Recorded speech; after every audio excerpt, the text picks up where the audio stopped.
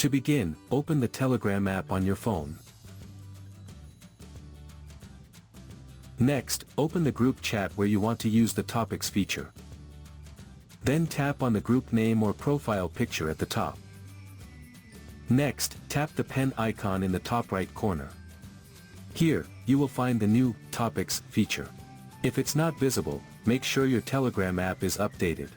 Now tap on it. Now, toggle the slider on to enable it. Two types of topic layouts will appear below. Choose how you want topics to appear for all members, either tabs or list. Now, return to the chat screen. You will then see a topics bar at the top of the group chat, displaying all default topics. Tap any topic to view and participate in the conversations within it. To create a new topic, tap the tab button in the top left corner. Then select plus new topic. Enter a name for your topic. And tap create to start the conversation.